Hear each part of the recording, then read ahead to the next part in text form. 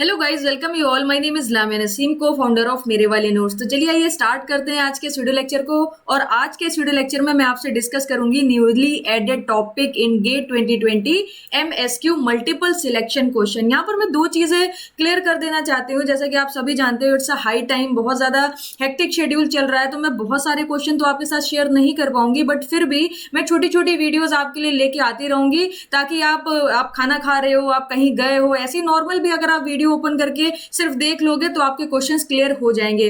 तो चार चार पांच पांच क्वेश्चन के टर्म में आपको वीडियोस मिलती रहेंगी। दूसरी बहुत ही इंपॉर्टेंट चीज है कि जितने भी एमएसक्यू मैं कराऊंगी वो मेरे द्वारा डिजाइन नहीं करे गए हैं। इसका क्रेडिट मैं इसलिए लेना नहीं चाहती, बिकॉज जो भी एमएसक्यू मैंने आपके लिए निकाले हैं, जो मैं आपको सॉल्व कराने जा रही हूँ, इसको मैंने रेफर करा है जो भी आपके टॉप मोस्ट कोचिंग इंस्टीट्यूट हैं। ओके, तो एक तो बात हो गई कि आपको थोड़े थोड़े एमएसक्यूज मिलते रहेंगे, और दूसरी बात ये होगी कि ये एमएसक्यू मैंने डिजाइन नहीं करे हैं, मैंने रेफर करे हैं टॉप मोस्ट कोचिंग से। ओके, तो चलिए स्टार्ट करते हैं। आज के वीडियो लेक्चर में हम लोग स्ट्रेंथ ऑफ मटेरियल के कुछ एमएसक्यूज को डिस्कस करेंगे। फर्स्ट एमएसक्यू देखिएगा, पहला क्वेश्चन आपसे बोल रहा है ग्राफिकल मेथड और offset method is used for aluminium alloy to determine. Okay, तो यहां पर मैं आपको थोड़ी सी क्लैरिटी देती हूं। चार ऑप्शन आपको दिए हुए हैं, मोर देन वन ऑप्शन आपके करेक्ट है, क्योंकि एमएसक्यू का मतलब क्या है, मल्टीपल सिलेक्शन क्वेश्चन है। यहां पर एक से ज्यादा आंसर आपके करेक्ट होंगे। ओके, सेकेंड थिंग, यहां पर बात कर रहा है ऑफसेट मेथड की। अगर आपने मेरे यूट्यूब प्लेटफॉर्म पर मेरे वाले नोट्स पर वीडियोस फॉलो करी हैं, तो मैंने एक वीडियो बनाई थी स्ट्रेस स्ट्रेन डायग्राम के ऊपर, जहां पर मैंने आपको माइल्ड स्टील का स्ट्रेस स्ट्रेन डायग्राम बनवाया था। इस तरीके से आपको elastic point, plastic point, upper yield point, lower yield point, ultimate point और फ्रैक्चर पॉइंट मिला था। मैंने वहां पर एक चीज डिस्कस करी थी कि जरूरी नहीं है हर मटेरियल का ये जो यील्डिंग पॉइंट होता है ये आपको विजिबल हो। बहुत सारे मटेरियल ऐसे होते हैं जिनका अपर यील्ड पॉइंट और लोअर यील्ड पॉइंट विजिबल नहीं होता है। अब प्रॉब्लम क्या आती है? प्रॉब्लम ये आती है कि यहां पर जो आपको लोअर यील्ड पॉइंट मिलता है, यही हमारा क्या होता है, यही हमारा होता है डिजाइनिंग क्राइटेरिया। इसका मतलब किसी भी मटेरियल को अगर हमें डिजाइन करना है तो हमें क्या पता होना चाहिए, लोअर यील्ड पॉइंट पता होना चाहिए और उसके करस्पॉन्डिंग स्ट्रेस पता होनी चाहिए। ओके, तो यहां पर जब भी कभी ऐसे मटेरियल की हम लोग बात करते हैं, लाइक एल्यूमिनियम की अगर हम लोग बात करेंगे, तो जब आप एल्यूमिनियम का स्ट्रेस स्ट्रेन डायग्राम ड्रॉ करोगे तो वहां पर आपको ये जो पोर्शन है, ये जो अपर यील्ड पॉइंट और लोअर यील्ड पॉइंट मिलता है, ये आपको क्लियरली विजिबल नहीं होता है। अगर मैं एल्यूमिनियम की बात करती हूं तो उसका जो आपका स्ट्रेस स्ट्रेन डायग्राम है वो कुछ इस तरीके से आता है। एक मिनट जरा देखिएगा, मैं आपको दिखाती हूं। उसका जो स्ट्रेस स्ट्रेन डायग्राम है वो इस तरीके से आता है। ये तो आपकी स्ट्रेट लाइन हो गई। ओके, स्ट्रेट लाइन हो गई, फिर कुछ इस तरीके से आपको स्ट्रेस स्ट्रेन डायग्राम दिखता है। तो यहां पर हम लोग किसका यूज करते हैं, ऑफसेट मेथड का यूज करते हैं। ऑफसेट मेथड हमसे क्या कहता है कि एक ऑफसेट क्रिएट करिए 0.2% का। ओके, 0.2% के ऑफसेट का मतलब क्या है, 0.002 का आप क्या करोगे, ओरिजिन से जो 0,0 जो पॉइंट आपने लोकेट करा है, इससे आप क्या करोगे, ऑफसेट ले लोगे। और इस ऑफसेट को लेने के बाद आप क्या करते हो, जो आपके पास स्ट्रेस स्ट्रेन डायग्राम है उसके पैरेलली एक लाइन आप ड्रॉ करना स्टार्ट करते हो। तो जहां पर ये पॉइंट आपको मिलता है, यानी ये जो आपने एक पैरेलल लाइन ड्रॉ करी है, ये जहां पर स्ट्रेस स्ट्रेन डायग्राम को कट करती है, वो आपको क्या देता है, वो आपको देता है यील्ड पॉइंट। इससे आपको यील्ड पॉइंट मिल जाता है, और इसी यील्ड पॉइंट के करस्पॉन्डिंग आपको क्या मिल जाएगी, इसी यील्ड पॉइंट के करस्पॉन्डिंग आपको मिल जाएगी स्ट्रेस। ओके, तो अगर हम लोग ऑप्शन चेक करें, आपसे क्या पूछा है, ग्राफिकल मेथड और offset method is used for aluminium to determine. क्या डिटरमाइन करने के लिए यूज करते हैं, यील्ड पॉइंट डिटरमाइन करने के लिए यूज करते हैं, और उसके करस्पॉन्डिंग हमें स्ट्रेस भी मिल जाती है। तो यहां पर ऑप्शन बी और ऑप्शन सी आपका क्या होगा, करेक्ट होगा। ओके, तो यहां पर आई होप आपको क्लैरिटी मिली होगी ऑफसेट मेथड की। और अगर इन केस आपने ये वाली मेरी वीडियो नहीं देखी है तो आप वीडियोस में जाइएगा, वहां पर आपको ब्लैक कलर के थंबनेल के साथ स्ट्रेस स्ट्रेन डायग्राम का एक वीडियो दिखेगा, उसको देख लीजिएगा, तो आपको स्ट्रेस स्ट्रेन डायग्राम भी बहुत अच्छे से क्लियर हो जाएगा। मैंने एक एक पॉइंट को बहुत डिटेल में डिस्कस करा है, और उसके साथ साथ ये ऑफसेट मेथड भी आपका क्लियर हो जाएगा। ओके, आगे चलते हैं, नेक्स्ट क्वेश्चन में आपसे डिस्कस करते हैं, उसे देखिएगा जरा। क्वेश्चन नंबर 2 बोल रहा है the ratio of shear stress to the shear strain. Ratio of shear stress to the shear strain का मतलब क्या है, शेयर स्ट्रेस को हम लोग टाउ से रिप्रेजेंट करते हैं और शेयर स्ट्रेन को हम लोग गामा से रिप्रेजेंट करते हैं। तो यहां पर हमें एक फॉर्मूला पता है, tau is equal to G into gamma. तो यहाँ पर अगर आप टाउ अपॉन गामा को फाइंड आउट करोगे that will be equal to G. तो आपसे यही पूछा है कि ratio of the shear stress to the shear strain is represented by a constant which is known as, इसका नाम क्या है, इसका एक नाम तो आपका होता है क्या, इसे हम लोग बोलते हैं modulus of rigidity. Okay, modulus of rigidity बोलते हैं। तो यहां पर ऑप्शन नंबर बी आपका करेक्ट हो गया, बट ये एक मल्टीपल सिलेक्शन क्वेश्चन है, एमएसक्यू क्वेश्चन है, तो यहां पर मोर देन वन ऑप्शन आपके करेक्ट होंगे। तो इसी को ही हम लोग शेयर मॉड्यूलस भी बोलते हैं। ओके, इसी को ही हम लोग शेयर मॉड्यूलस भी बोलते हैं। एक चीज ध्यान रखिएगा, देखिए फर्स्ट टाइम एमएसक्यू गेट में ऐड करे गए हैं तो कोई ऐसे क्वेश्चन आपसे नहीं पूछेगा जो आप कर ना पाओ। ओके, यहाँ पर क्वेश्चन आपको इसी तरीके के थोड़े से इजी क्वेश्चन दिए जाएंगे ताकि आप इजीली अटेम्प्ट कर सको क्वेश्चन को। वहां पर क्वेश्चन इस वजह से नहीं दिया जाएगा कि आपको चैलेंज दे दिया जाए कि भाई करके बताओ। ओके, तो एमएसक्यू क्वेश्चन आपको इसी तरीके से सिंपल से दिखेंगे। अगर आपको कॉन्सेप्ट क्लियर होंगे तो इसी तरीके से आप ऑप्शन को इजीली आइडेंटिफाई कर लोगे कि कौन कौन से ऑप्शन आपके करेक्ट हैं। तो यहाँ पर option number B and option number D R correct. Okay, तो क्वेश्चन नंबर 2 भी हमारा कवर हो गया, ये भी एक एमएसक्यू है। क्वेश्चन नंबर 3 की तरफ चलते हैं, उसे देखिएगा। क्वेश्चन नंबर 3 में बोल रहा है for a simply supported beam, यहाँ पर किसकी बात हो रही है, सिंपली सपोर्टेड बीम की बात हो रही है। What will be the bending moment at this support and the maximum bending moment is. तो देखिए अभी ऑप्शन की तरफ नहीं जाते हैं, एक सिंपली सपोर्टेड बीम की बात करते हैं। सिंपली सपोर्टेड बीम आपकी कुछ इस तरीके से दिखती है। अगर आप सपोर्ट पर बात करोगे तो सपोर्ट पर जो बेंडिंग मोमेंट होता है वो क्या होता है, जीरो होता है। चाहे आप इस सपोर्ट की बात कर लीजिए, चाहे आप इस सपोर्ट की बात कर लीजिए, दोनों ही सपोर्ट पे bending moment will be equal to zero, bending moment will be equal to zero. Okay, अब सेकंड चीज ये आती है कि बेंडिंग मोमेंट मैक्सिमम कहां पर मिलता है। तो मैक्सिमम बेंडिंग मोमेंट वहां पर मिलता है जहां पर आपका शेयर फोर्स क्या हो जाए, जीरो हो जाए। और शेयर फोर्स कैसे जीरो होगा, जब शेयर फोर्स अपना साइन चेंज करेगा। क्योंकि अगर आप यहां पर शेयर फोर्स डायग्राम बना रहे हो, सपोज कर लीजिए इसके नीचे यहां पर कोई भी तरह की लोडिंग हो रही है, सपोज कर लीजिए यहां पर हम एक पॉइंट लोड को कंसिडर कर लेते हैं जो एकदम सेंटर पे लग रहा है। इस बीम की लेंथ को मैं एल कंसिडर कर लेती हूं। अगर ये पॉइंट लोड पी आपका सेंटर पर एक्ट कर रहा है तो इसकी डिस्टेंस लेफ्ट सपोर्ट से L/2 हो जाएगी और राइट सपोर्ट से भी आपकी कितनी हो जाएगी, L/2 हो जाएगी। अब यहां पर आप क्या करोगे, सबसे पहले सपोर्ट है तो यहां पर रिएक्शन फाइंड आउट करनी पड़ेगी। सपोज कर लीजिए this is A and this is B, तो ये एक सिमेट्रिकल बीम हो गई, एक पॉइंट लोड एकदम सेंटर पे लग रहा है तो ये हाफ इक्वली डिस्ट्रीब्यूट हो जाएगा। तो इधर एक सपोर्ट पर रिएक्शन आ जाएगी P/2 और राइट सपोर्ट पे भी आपकी रिएक्शन आ जाएगी P/2। अब यहां पर अगर मैं आपसे बोलती हूं कि एसएफडी ड्रॉ करिए यानी शेयर फोर्स डायग्राम को ड्रॉ करिए, तो आपको यहां पर एक दिखेगा यहां पर, एक मिनट मुझे दीजिएगा मैं आपको क्लियर करती हूं।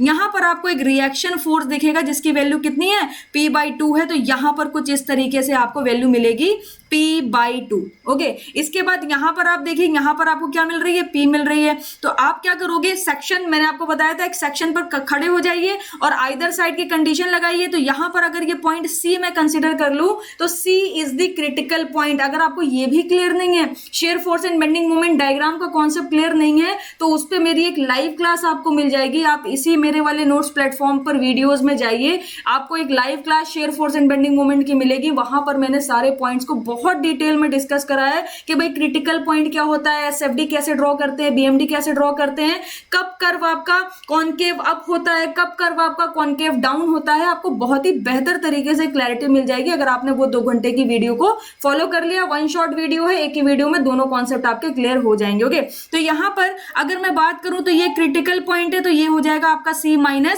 और ये हो जाएगा C+। तो जब आप C- देखोगे तो आपको कितना मिलेगा, जब आप C- देखोगे तो आपको P/2 मिलता रहेगा। और जैसे ही आप C+ देखोगे तो P/2 ऊपर जा रहा है, P नीचे जा रहा है, तो ये आपको मिल जाएगा P/2 नेगेटिव में। तो यहां पर आप पहुंच जाओगे। इसी तरीके से यहां पर भी आपको P/2 मिलेगा। तो कुछ इस तरीके से ये सिंपली सपोर्टेड जो बीम है आपकी, इसका SFD बनने वाला है। अगर यहां पर मैं इसका BMD ड्रॉ करना चाहूं, देखिएगा मैं फिर से थोड़ा सा स्मॉल साइज में सेम बीम बना रही हूं। ये P लोड लग रहा है, इधर रिएक्शन आ गई थी P/2, इधर रिएक्शन आ गई थी P/2। ओके, अब यहां पर अगर आप इसका बेंडिंग मोमेंट डायग्राम बनाओगे तो यहां पर बेंडिंग मोमेंट जीरो होगा, यहां पर बेंडिंग मोमेंट जीरो होगा। और अगर आप C पॉइंट पर देखोगे तो बेंडिंग मोमेंट आपका मैक्सिमम होगा और जो वेरिएशन होगा वो कैसा होगा, लीनियर होगा। तो आप देख सकते हो ये C पॉइंट है, आप देख सकते हो C पॉइंट पर शेयर फोर्स डायग्राम अपने साइन को चेंज कर रहा है, उस पर्टिकुलर टाइम पे बेंडिंग मोमेंट की वैल्यू आपको जो मिल रही है वो कौन सी है, वो उसकी मैक्सिमम बेंडिंग मोमेंट की वैल्यू है। तो यहां पर हमें ये समझ आता है कि सपोर्ट पर आपको बेंडिंग मोमेंट 0 मिलेगा और मैक्सिमम बेंडिंग मोमेंट कहां पर मिलेगा, जहां पर शेयर फोर्स अपने साइन को चेंज करेगा। तो देखिएगा, at the support bending moment become 0, यानी ऑप्शन ए आपका करेक्ट है। सपोर्ट पे बेंडिंग मोमेंट आपका क्या हो जाता है, 0 हो जाता है। सेकंड ऑप्शन क्या है, at the support bending moment is not 0, तो ऑप्शन बी आपका करेक्ट गलत हो गया। Okay, maximum bending moment when shear force changes it's sign, ये करेक्ट है। ऑप्शन सी भी आपका करेक्ट हो गया। और ऑप्शन डी देखोगे तो maximum bending moment when shear force is maximum, तो यहां पर ये भी आपका ऑप्शन गलत हो गया। यानी इस एमएसक्यू में option number A and option number C both are correct. Okay, तो देखिए कितनी आसानी से आपने ये क्वेश्चन कर लिया। नेक्स्ट क्वेश्चन की तरफ चलते हैं, नेक्स्ट एमएसक्यू की तरफ चलते हैं, उसे देखिएगा जरा। क्वेश्चन नंबर 4 है, बोल रहा है the necessary condition to define a principal plane. Okay, principal plane की नेसेसरी कंडीशन क्या है कि प्रिंसिपल प्लेन पे जो शेयर स्ट्रेस है that will be equal to 0। Principal plane पर आपकी सिर्फ और सिर्फ प्रिंसिपल स्ट्रेसेस होती हैं और प्रिंसिपल प्लेन पे जो शेयर स्ट्रेस की वैल्यू होती है वो क्या हो जाती है, 0 हो जाती है। तो यहां पर प्रिंसिपल स्ट्रेसेस 0 तो नहीं होंगी, क्योंकि प्रिंसिपल प्लेन पे आपको कौन सी स्ट्रेसेस मिलती हैं, प्रिंसिपल स्ट्रेसेस मिलती हैं। शेयर स्ट्रेस 0 होती है, जो कि मैंने आपको बताया प्रिंसिपल स्ट्रेसेस एग्जिस्ट करती हैं, और यहां पर शेयर स्ट्रेस जब आपकी 0 हो गई तो शेयर स्ट्रेस नहीं होगी। तो प्रिंसिपल प्लेन एक ऐसा प्लेन है जहां पर आपकी सिग्मा 1 और सिग्मा 2 क्या होते हैं, प्रिंसिपल स्ट्रेसेस होती हैं। वो प्लेन पर आपको उसकी मैक्सिमम वैल्यू मिलती है और उस प्लेन पर जो शेयर स्ट्रेस की वैल्यू होती है that will be equal to 0। Okay, तो यहां पर ऑप्शन बी आपका करेक्ट है एंड ऑप्शन सी आपका करेक्ट है। बी एंड सी आपके दोनों ऑप्शन करेक्ट हो गए। नेक्स्ट एंड लास्ट क्वेश्चन की तरफ चलते हैं। मैंने 5 क्वेश्चन के आपके लिए सेट बनाए हैं, तो आपको रेगुलरली वीडियोस मिलती रहेंगी एमएसक्यू के ऊपर 5 क्वेश्चन के टर्म में। आप जब गेट के एग्जाम तक पहुंचोगे तो आपको अच्छे खासे एमएसक्यू का कलेक्शन मिल जाएगा हमारे प्लेटफॉर्म पर। ओके, तो आप फॉलो करते रहिए। ऐसे ही अगर आप सुनते रहोगे, लिखोगे भी नहीं इन क्वेश्चंस को, सिर्फ और सिर्फ सुनते रहोगे, तो भी आपको चीजें क्लियर होती रहेंगी और आपको एक आइडिया भी लगता रहेगा कि किस तरीके के एमएसक्यू आने वाले हैं। ओके, आगे चलते हैं। इस क्वेश्चन को देखिएगा, बोल रहा है the state of stress at a point P in a 2 dimensional loading. 2 dimensional loading का मतलब क्या है, sigma 3 will be equal to 0 is such that मोहर circle is a point located at 175 megapascal on a positive normal stress axis.